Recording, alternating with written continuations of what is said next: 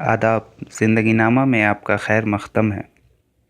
आज आपके सामने अब्दुल्ला सूफ़ी की मुख्तसर कहानी ट्रेन का सफ़र ख़ुद उनकी ज़बानी पेश की जा रही है।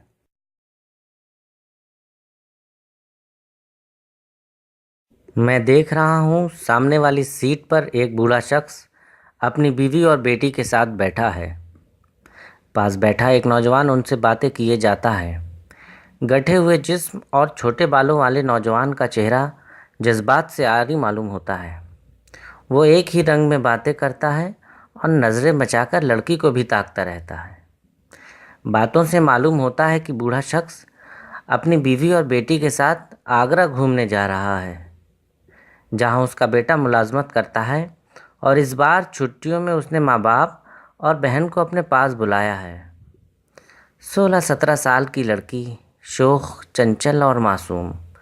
उसे दूसरों की बातों से कोई सरोकार नहीं। रेल की खिड़की से बाहर के नज़ारे से लुत्फ़अंदोज़ होती है। खिड़की से आती हुई तेज़ हवा उसके होंठों को खुश्क करती है। वो बार बार ज़ुबान से होंठों की नमी को बरकरार रखने की कोशिश में है। मैं बेख्याली में उसकी तरफ पानी बढ़ा देता हूँ। वो अचानक मेरी तरफ देखती है। गाड़ी में बैठे और तमाम लोग भी खामोश होकर मेरी तरफ देखने लगते हैं। मैं घबराकर मुस्कुराने लगता हूँ और चेहरा खिड़की की तरफ फेर लेता हूँ।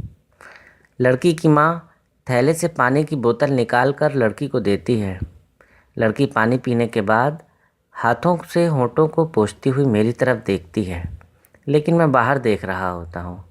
न जाने क्यों मुझे उसका चेहरा बहुत भला मालूम होता है। नौजवान बूढ़े शख्स से बातें कर रहा है। उसके चेहरे पर सख्ती है। वो बूढ़े आदमी से मथुरा वृंदावन आने का इसरार करता है और वहाँ रहने खाने पीने की सारी जिम्मेदारी खुद कबूल करता है।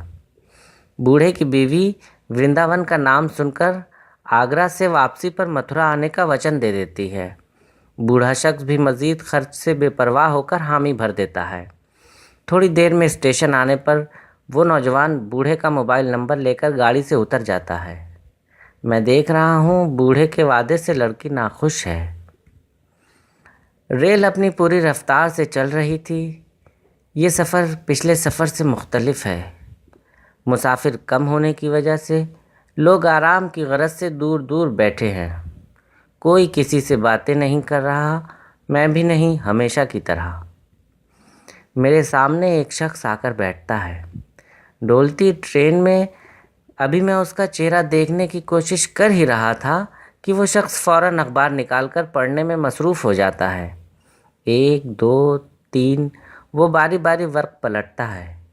मैं भी पीछे की तरफ से सुर्खियों पर नज़र डालता हूँ और अचानक बीच के वर्क की एक सुर्खी पढ़कर कांप जाता हूँ।